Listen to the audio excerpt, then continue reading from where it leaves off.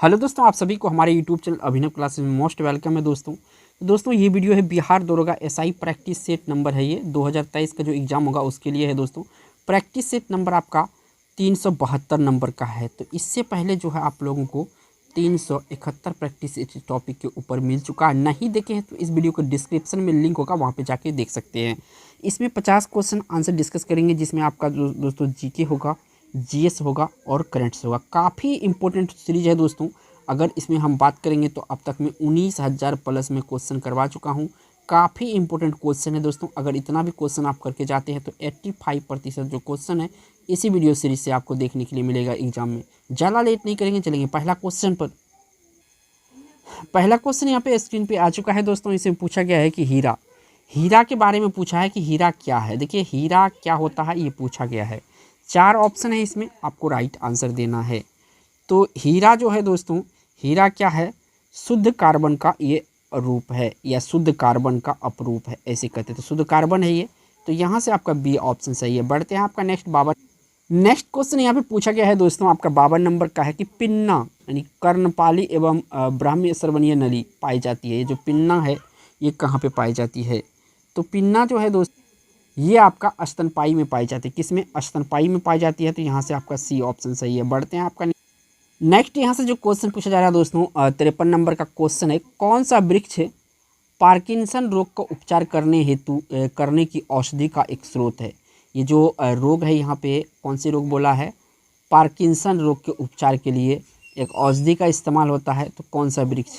ठीक है, तो ये जो दोस्तों ये जो वृक्ष है आपका ये है कठलता। कठलता वृक्ष का प्रयोग होता है क्या? पार्किंसन रोग को उपचार करने में। सी ऑप्शन यहाँ से सही है। काफ़ी इंपॉर्टेंट क्वेश्चन है दोस्तों। वीडियो को आप लोग जरा सा भी स्किप नहीं कीजिएगा, आपके लिए काफ़ी इंपॉर्टेंट है। नेक्स्ट यहाँ से जो क्वेश्चन पूछा जा रहा है दोस्तों, इसमें पूछा गया है आपसे CO में कार्बन और ऑक्सीजन का किस अनुपात में होता है? CO में जो होता है कार्बन और ऑक्सीजन किस अनुपात में होता है ये पूछा गया है। तो यहाँ पे जो कार्बन और ऑक्सीजन होता है तो 3:2 होता है। क्या होता है? 3:2 होता है। तो इस क्वेश्चन का राइट आंसर यहाँ से डी ऑप्शन सही हो जाएगा। ठीक है, नेक्स्ट यहाँ से क्वेश्चन पूछा गया 55 नंबर में, अधिकतम श्रृंखलन दर्शाने वाला तत्व है। तो अधिकतम श्रृंखलन दर्शाने वाला इसमें जो तत्व है ये है आपका नाइट्रोजन। क्या है? नाइट्रोजन। ए ऑप्शन यहाँ से सही है। अगर दोस्तों अब तक हमारे चैनल को सब्सक्राइब नहीं किए हैं तो चैनल को सब्सक्राइब करके बेल आइकन प्रेस कर लेता है, आने वाला जो वीडियो है उसका नोटिफिकेशन आपको मिल जाए। नेक्स्ट क्वेश्चन यहाँ पे पूछा गया 56 नंबर में, वह प्रक्रिया जिसमें कोई भी ऊष्मा प्रणाली में न तो प्रवेश करती है या उसे छोड़ती है क्या कहलाती है? ऊष्मा प्रणाली में न तो प्रवेश करती है ना उसे छोड़ती है, क्या कहलाती है? तो रुद्धोष्म कहलाती है। क्या कहलाती है? रुद्धोष्म कहलाती है। डी ऑप्शन सही है। बढ़ते नेक्स्ट यहाँ से जो क्वेश्चन पूछा गया है दोस्तों, काफ़ी इंपॉर्टेंट ये भी क्वेश्चन है 57 नंबर में, वाहनों की स्थिति का पता लगाने के लिए उनमें से साधन लगाया जाता है उसे क्या कहते हैं? देखिए जो कार वगैरह होता है आजकल एक डिवाइस लगाया जाता है, काफ़ी प्रचलित है। तो इसमें ये डिवाइस पता करता है कि ये आखिर ये गाड़ी कहाँ पे खड़ी है या कहाँ पे है। तो इसे कहा जाता है ग्लोबल पोजिशनिंग सिस्टम। क्या कहा जाता है? Global positioning system. आपने नाम सुना होगा GPS। तो ये इसी का फुल फॉर्म है ग्लोबल पोजिशनिंग सिस्टम। बढ़ते हैं आपका नेक्स्ट यहाँ से क्वेश्चन पूछा जा रहा है आपसे 58 नंबर में कि निम्नलिखित में से किसने प्रशासन के प्रमुख पदों पर भूपति सरदारों की अपेक्षा विशेष गुलामों की वरीयता दी? भूपति सरदारों की अपेक्षा विशेष गुलामों की वरीयता दी थी, किसने दिया था? तो ये दिया था दोस्तों इल्तुतमिश। इल्तुतमिश जो था गुलाम वंश से शासन किया था। ये गुलाम याद रखे, गुलाम वंश के शासक थे ये। ठीक है ना, कुतुबुद्दीन ऐबक के बाद ये शासन किया था दिल्ली सल्तनत पर। बढ़ते हैं आपका नेक्स्ट यहाँ से जो क्वेश्चन पूछा गया है 59 नंबर का क्वेश्चन है, किसी जीव का नाम उल्लेख करते समय विविध कारकों का सही क्रम क्या है? यानी कि जो वर्गीकरण किया गया है ना उसका पूछा गया है यहाँ पे। तो सबसे पहले वर्ग आता है, वर्ग के बाद गण आता है, गण के बाद परिवार आता है। क्या आता है? गण के बाद परिवार आता है। तो वर्ग गण परिवार याद रखना है, काफ़ी इंपॉर्टेंट है। तो यहाँ से बी ऑप्शन सही होगा। बढ़ते हैं आपका नेक्स्ट यहाँ से जो क्वेश्चन पूछा गया 60 नंबर में, जीवन का उद्भव किसके द्वारा हुआ है? ये जो जीवन है हम लोगों का, जीवन का उद्भव किसके द्वारा हुआ था? तो ये हुआ था रासायनिक विकास के द्वारा। किसके द्वारा? रासायनिक विकास के द्वारा। डी ऑप्शन यहाँ से सही है। बढ़ते हैं आपका नेक्स्ट यहाँ से जो क्वेश्चन पूछा गया है 61 नंबर में, आनुवांशिक कूट के संग्रह के लिए उत्तरदायी अणु है। आनुवांशिक कूट के लिए उत्तरदायी अणु है, तो ये उत्तरदायी अणु क्या होता है? डीएनए होता है। क्या होता है? डीएनए होता है। यहाँ से आपका ए ऑप्शन सही है, डीएनए। बढ़ते हैं आप। नेक्स्ट क्वेश्चन यहाँ पे पूछा गया है 62 नंबर में, चुंबकीय पदार्थ जो चुंबकीय क्षेत्र के दृढ़तर हिस्सों में, दुर्लभ हिस्सों में गतिमान होता है वह है। तो देखिए, चुंबकीय पदार्थ जो चुंबकीय क्षेत्र के दृढ़तर हिस्सों से दुर्लभ हिस्सों में गतिमान होता है, यानी कि जिससे स्ट्रांग होता है, मजबूत, उधर से ये पलायन किधर करता है? तो जो कमज़ोर क्षेत्र होता है उसमें। ठीक है, तो ये वह है, वह प्रतिचुंबकीय होता है। क्या होता है? प्रतिचुंबकीय होता है। यहाँ से आपका सी ऑप्शन सही है। बढ़ते हैं नेक्स्ट क्वेश्चन यहाँ से पूछा गया दोस्तों 63 नंबर का क्वेश्चन है कि निम्नलिखित में से किस ईंधन को द्वितीयक ईंधन कहा जाता है? इसमें पूछा गया है द्वितीयक ईंधन किसे कहा जाता है। तो देखिए, द्वितीयक ईंधन जो कहा जाता है ये कोयला गैस को कहा जाता है। किसको कहा जाता है? कोयला गैस को आपका द्वितीयक ईंधन कहा जाता है। तो डी ऑप्शन यहाँ पे सही है। काफ़ी इंपॉर्टेंट है, वीडियो में बोर नहीं होना है दोस्तों, काफ़ी इंपॉर्टेंट है आपके लिए। नेक्स्ट क्वेश्चन यहाँ पे पूछा गया है 64 नंबर में, किसी जीव में हुए आकस्मिक वंशागत परिवर्तन को क्या कहा जाता है? यानी अचानक वंशागत परिवर्तन हो जाए तो उसे क्या कहा जाता है?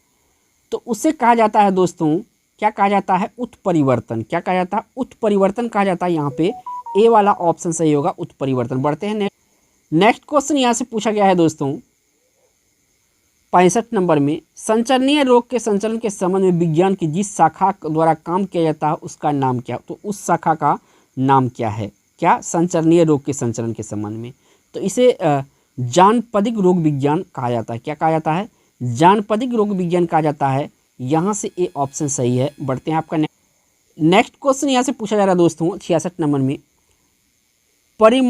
परिणामित्र यानी कि ट्रांसफार्मर का प्रयोग किया जाता है। यानी कि जो ट्रांसफर होता है ना, सिंपल शब्दों में कहा जाए, जो ट्रांसफर होता है उसका प्रयोग क्या होता है? तो इसका जो काम होता है एसी वोल्टता को बढ़ाने के लिए इसका इस्तेमाल होता है। किसका? ट्रांसफर का इस्तेमाल होता है। तो ए ऑप्शन यहाँ पे सही है। काफ़ी इंपॉर्टेंट क्वेश्चन है ये। नेक्स्ट क्वेश्चन यहाँ से पूछा गया है 67 नंबर का क्वेश्चन है। इसमें पूछा गया कि साबुनीकरण एक प्रक्रिया है जिसके द्वारा, जो साबुनीकरण है एक प्रक्रिया है, उसके द्वारा क्या होता है? तो साबुन बनाया जाता है। क्या होता है? साबुन बनाया जाता है साबुनीकरण प्रक्रिया में। ए ऑप्शन सही है। नेक्स्ट यहाँ से क्वेश्चन पूछा गया है 68 नंबर में, अभिक्रिया ऊष्मा निर्भर नहीं करती है। अभिक्रिया ऊष्मा निर्भर नहीं करती है तो कौन सा? देखिए, उस पथ पर जिसमें अंतिम उत्पाद प्राप्त किया जाता है, इस पर क्या होता है? उसमें अभिक्रिया ऊष्मा निर्भर नहीं करता है। तो बी ऑप्शन यहाँ से सही है। बढ़ते हैं नेक्स्ट यहाँ से जो क्वेश्चन पूछा गया 69 नंबर में, पेयजल में एंट अमीबा हिस्टोलिटिका का होना एक संकेत है। पेयजल में क्या, किस चीज़ का बात चल रहा है? एंट अमीबा हिस्टोलिका का होना एक संकेत है। क्या संकेत है इनमें से? तो इनका जो संकेत है दोस्तों ये है आपका बैक्टीरिया प्रादुर्भाव का। क्या है? बैक्टीरिया प्रादुर्भाव का। ए ऑप्शन सही है। बढ़ते नेक्स्ट यहाँ से क्वेश्चन पूछा गया है दोस्तों 70 नंबर में, पीड़कनाशी के रूप में डीडीटी का प्रयोग किया जाता है। यानी इसको ऐसे लिख लेते हैं, डीडीटी का प्रयोग किया जाता है। प्रयोग की हानि क्या है? तो ये देखिए, प्रकृति में जो है सरलता से निम्नीकरण नहीं होता। यानी कि ये जो प्रकृति पदार्थ में होता आसानी तरीके से नहीं सड़ गल पाता है। तो बी ऑप्शन इस क्वेश्चन का राइट आंसर होगा। बढ़ते हैं नेक्स्ट क्वेश्चन यहाँ से पूछा गया है दोस्तों 71 नंबर में, अनअपेक्षित ईमेल या जंक मेल होता है। ये जो जंक मेल होता है, ये जंक मेल को किस श्रेणी में रखा जाता है ये पूछा गया है ना। तो जंक मेल जो होता है दोस्तों एक प्रकार का स्पैम होता है। क्या होता है? ये स्पैम होता है एक प्रकार का। सी ऑप्शन सही है। बढ़ते नेक्स्ट यहाँ से जो क्वेश्चन पूछा गया कि निम्न में से कौन सा प्राकृतिक बहुलक है? तो यहाँ पे जो दोस्तों सेल्यूलोज है ना, सेल्यूलोज, यहाँ पे सेल्यूलोज, ये सेल्यूलोज जो है ये प्राकृतिक बहुलक है। बाकी जितने भी है बेकेलाइट, पीवीसी, नायलॉन, ये तीनों क्या होता है? ये तीनों है आपका मानव निर्मित बहुलक, यानी कि मानव निर्मित ये रेशा होता है, कृत्रिम कह सकते हैं।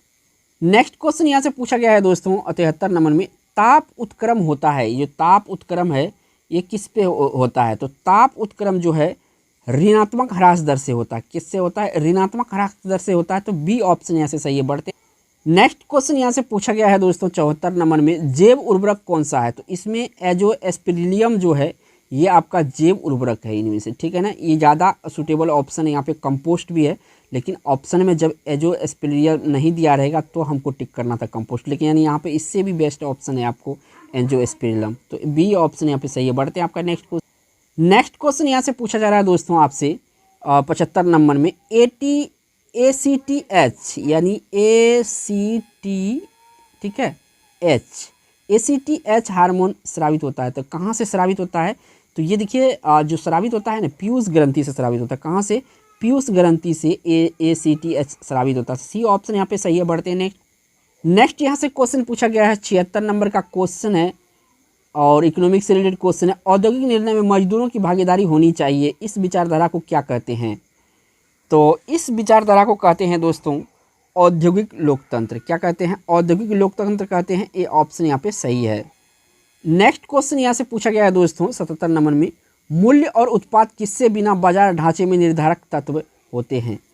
तो ये जो होता है ये आपका पूर्ण प्रतिस्पर्धा बाजार में होता है। तो बी ऑप्शन यहाँ से सही है। नेक्स्ट यहाँ से क्वेश्चन पूछा गया है 78 नंबर में पाथ फाइंडर उतरा था। ये जो पाथ फाइंडर है ना, कहाँ पे उतारा था इसको? तो इसको जो है मंगल ग्रह पे उतारा गया था पाथ फाइंडर को। कहाँ पे? मंगल ग्रह पे। बी ऑप्शन यहाँ से सही है। बढ़ते हैं आपका नेक्स्ट यहाँ से क्वेश्चन पूछा जा रहा है आपसे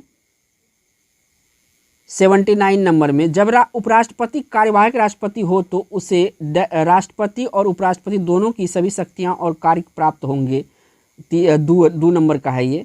दूसरा है राष्ट्रपति के सभी भत्ते और विशेषाधिकार प्राप्त होंगे और राज्यसभा के सभापति के रूप में कार्य करना जारी रखेगा। तो यहाँ पे पूछा है कि कौन सा इसमें सही होगा? तो यहाँ पे जो आपका 2 है, केवल 2, ये वाला सही है। डी ऑप्शन यहाँ पे सही है। बढ़ते हैं नेक्स्ट क्वेश्चन। नेक्स्ट यहाँ से क्वेश्चन पूछा गया 80 नंबर में अध्यक्ष सरकार में राष्ट्रपति होता है। तो अध्यक्ष सरकार में जो राष्ट्रपति होता है क्या होता है? तो देखिए विधानमंडल पर आश्रित होता है, विधानमंडल पर आश्रित नहीं होता है। ए ऑप्शन यहाँ पे सही है। ए ऑप्शन यहाँ पे सही है। बढ़ते हैं नेक्स्ट क्वेश्चन। नेक्स्ट यहाँ से क्वेश्चन पूछा गया है दोस्तों आपसे प्रचलित निषेधाधिकार द्वारा संविधान में संशोधन करने की पद्धति कहाँ है? प्रचलित निषेधाधिकार द्वारा संविधान में संशोधन करने की पद्धति कहाँ पे है? तो ये स्विट्जरलैंड में। कहाँ पे? स्विट्जरलैंड में है। बी ऑप्शन सही है। बढ़ते नेक्स्ट क्वेश्चन यहाँ से पूछा गया 82 नंबर में सरकार की संसदीय प्रणाली का एक अन्य संक्रमणीय गुण निम्नलिखित में से कौन सा? यहाँ संसदीय प्रणाली का तो देखिए यहाँ पे जो पूछा गया है संक्रमणीय गुण निम्नलिखित में कौन सा है? तो एक कार्यपालिका और विधानमंडल का संयोजन होता है। बी ऑप्शन यहाँ पे सही है। बढ़ते हैं नेक्स्ट क्वेश्चन यहाँ से पूछा जा रहा है दोस्तों आपसे 83 में समानता का निम्नलिखित में से कौन सा प्रकार समानता की उदारवादी धारणा का सदृश नहीं है? तो यहाँ पे जो आपका सामाजिक राजनीतिक समानता है ये आपका नहीं है। बढ़ते हैं नेक्स्ट क्वेश्चन यहाँ से पूछा गया है दोस्तों 84 नंबर में अकबर की दूसरी राजधानी कौन सी थी? तो अकबर की दूसरी राजधानी दोस्तों ये आपका फतेहपुर सीकरी थी। कहाँ पे थी? फतेहपुर सीकरी थी। सी ऑप्शन यहाँ पे सही है। नेक्स्ट यहाँ से क्वेश्चन पूछा गया 85 नंबर में काफ़ी इंपॉर्टेंट क्वेश्चन है आप सभी के लिए। भारत के लिए समुद्री मार्ग की खोज करने वाला प्रथम देश कौन था या वहाँ के नागरिक कौन था? ये था दोस्तों पुर्तगाल। पुर्तगाली जो था वास्को डी गामा, इन्होंने खोज किया था भारत का। ए ऑप्शन सही है। बढ़ते हैं आपका नेक्स्ट क्वेश्चन यहाँ पे पूछा गया है 86 नंबर में कर्नाटक का एकीकरण किस वर्ष किया गया था? ये जो कर्नाटक है ना, इसका एकीकरण किस वर्ष किया गया था? तो याद रखिएगा ये भी क्वेश्चन काफ़ी इंपॉर्टेंट है। तो 1956 में किया गया था कर्नाटक का एकीकरण। ए ऑप्शन यहाँ से सही है। बढ़ते हैं आपका नेक्स्ट क्वेश्चन यहाँ से पूछा जाता है दोस्तों भारतीय विश्वविद्यालय अधिनियम किसने लागू किया था? तो ये किया गया था दोस्तों किसके द्वारा? लॉर्ड कर्जन के द्वारा। किसके द्वारा? लॉर्ड कर्जन के द्वारा। ए ऑप्शन यहाँ से सही होगा। बढ़ते हैं आपका नेक्स्ट यहाँ से क्वेश्चन पूछा जा रहा है दोस्तों आपसे और 88 नंबर में चीनी यात्री सर्वप्रथम भारत की यात्रा क्यों की? चीनी यात्रियों ने सर्वप्रथम भारत की यात्रा क्यों की? तो देखिए उन्हें बौद्ध धर्म में रुचि थी। क्या था? उन्हें बौद्ध धर्म में रुचि था। ए ऑप्शन यहाँ पे सही है। बढ़ते हैं आपका नेक्स्ट यहाँ से क्वेश्चन पूछा गया है 89 नंबर में देश का पहला अल्प आधारित एकीकृत इस्पात संयंत्र कौन सा है? यहाँ पे याद रखिएगा, थोड़ा सा यहाँ पे लगा दिया है, एकीकृत इस्पात संयंत्र कौन सा है? तो ये है दोस्तों विशाखापट्टनम। कौन था? विशाखापट्टनम है। सी ऑप्शन यहाँ पे। नेक्स्ट यहाँ से क्वेश्चन पूछा गया 90 नंबर में पौधों की विशिष्ट रूप विकास को प्रभावित करने वाला स्थितियों का नाम बताइए। तो ये है जलवायु स्थिति क्या है? जलवायु स्थिति जो है पौधों को प्रभावित करने वाला स्थिति है। ये ऑप्शन सही है। नेक्स्ट क्वेश्चन दोस्तों, और 91 नंबर का क्वेश्चन है कि बिहार दरोगा जो होता है ना, बिहार दरोगा, इसमें आपका 1 से 2 नृत्य पूछा जाता है, ठीक है ना। तो पूछा है कि नृत्य कथक, कथक के बारे में 2 घराने हैं, इनके जो 2 घराने से कथक संबंधित है ये पूछा गया है। तो एक तो बनारस घराने और दूसरा कौन है? तो दूसरा है लखनऊ घराने। तो एक ये हो गया आपका बनारस वाला, ये दूसरा ये हो गया। तो ये ऑप्शन सही होगा, बनारस और लखनऊ। बढ़ते हैं नेक्स्ट। यहाँ से क्वेश्चन पूछा गया है 92 नंबर में, भारतीय भू सर्वेक्षण की स्थापना कब की गई थी? तो भारतीय भू सर्वेक्षण की स्थापना 1851 ईस्वी में की गई थी। कब की गई थी? 1851 ईस्वी में की गई थी। बी ऑप्शन यहाँ पे सही है। बढ़ते हैं आपका नेक्स्ट क्वेश्चन यहाँ पे 93 नंबर का है, आशा अंतरिक्ष यानी कैप ऑफ गुड होप जिससे होकर ईस्ट इंडिया कंपनी के जहाज भारत पहुंचा करते थे, कहाँ है? तो ये है दोस्तों, कहाँ पे है? ये आपका अफ्रीका के दक्षिणी नोक टिप पर है। कहाँ पे है? अफ्रीका के दक्षिणी नोक यानी टिप पर है। बी ऑप्शन सही है। नेक्स्ट यहाँ से क्वेश्चन पूछा गया 94 नंबर में, अग्नाशय कौन सा रस निश्रित करता है? तो ये इंसुलिन को निश्रित करता है। ए ऑप्शन सही है। बढ़ते हैं आपका नेक्स्ट क्वेश्चन। नेक्स्ट क्वेश्चन यहाँ पे पूछा गया है 95 नंबर में, जब हम छुई मुई के पौधे यानी टच मी नॉट प्लांट की पत्तियों को छूते हैं तो पत्ती बंद हो जाती है, इस गति को क्या कहते हैं? तो इस गति को कहते हैं कंपनुकूची गति। क्या कहा जाता है? कंपनुकूची गति कहता है। सी ऑप्शन सही है। छुई मुई एक पौधा होता है, उसको अगर छुएंगे तो वो मुरझा जाता है। नेक्स्ट क्वेश्चन दोस्तों, और ये मैथ से लिया हूँ क्वेश्चन है। इसमें पूछा गया है कि 94 में, यदि एक कक्षा में किसी विद्यार्थी के प्राप्त किए गए अधिकतम अंक न्यूनतम अंक के दुगुने से 7 अधिक है तथा अधिकतम अंक 87 से अधिक है तो न्यूनतम अंक क्या होगा? तो इस क्वेश्चन को जब सॉल्व कीजिएगा और नंबर सिस्टम से सवाल है तो इसका आंसर निकल के आएगा 40। तो यहाँ पे ए ऑप्शन सही है। दोस्तों मैथ के लिए मैं अलग से सीरीज लाऊंगा जिसमें मैं सॉल्व करके बताऊंगा शॉर्टकट में। नेक्स्ट क्वेश्चन यहाँ से पूछा गया 97 नंबर में, 10 संख्याओं का औसत तय है, यदि उनमें 5 संख्या 2 वर्गों में विभाजित किया जाता है तो एक वर्ग का औसत 20 है तथा दूसरे वर्ग का औसत क्या होगा? तो दूसरे वर्ग का औसत से निकाल लीजिएगा, तो दूसरे वर्ग का जो औसत है ये 26 होगा। कितना होगा? 26 होगा। तो यहाँ पे आपका सी ऑप्शन सही है। बढ़ते हैं नेक्स्ट। यहाँ से क्वेश्चन पूछा गया है कि यदि राम और श्याम एक साथ काम करते हैं और यहाँ पे 8 दिनों के पूरा करते हैं, यदि राम उस काम को 10 दिन में कर सकता है तो श्याम अकेला उस काम को कितना दिन में करेंगे? तो उसको 40 दिन में करेंगे। कितना दिन में करेंगे? 40 दिन में करेंगे। आप लोग बना के वीडियो को पॉज करके देख लीजिएगा। टाइम एंड वर्क का सवाल। नेक्स्ट क्वेश्चन यहाँ से पूछा गया 99 नंबर में, यदि किसी समांतर चतुर्भुज की भुजा में एक 15 सेमी तथा दूसरा 20 सेमी भुजा है तो इसकी परिमाप क्या होगा? तो इसकी जो परिमाप होगा ये कितना होगा दोस्त? जब इसको परिमाप निकालेंगे तो ये होगा आपका कितना? 70 सेंटीमीटर। कितना होगा? 70 सेंटीमीटर होगा। सी ऑप्शन सही है। बढ़ते हैं आपका नेक्स्ट क्वेश्चन, और इस वीडियो का लास्ट क्वेश्चन है, यदि किसी आयत की भुजाएं क्रमशः 20% और 30% कम कर दी जाए तो वो क्षेत्रफल घट जाएगा। तो देखिए क्षेत्रफल घट जाएगा कितना? तो 44%। सक्सेसिव जो फार्मूला होता है ये क्या होता है? ए इंटू बी माइनस में हो जाएगा ए बी, ठीक है ना, इस तरह से होता है। बढ़ते हैं। अब जो दोस्तों वीडियो अच्छा लगा तो एक लाइक जरूर कीजिएगा। दोस्तों चैनल पर पहली बार आए तो चैनल को सब्सक्राइब जरूर कीजिएगा। थैंक्स फॉर वॉचिंग दोस्तों।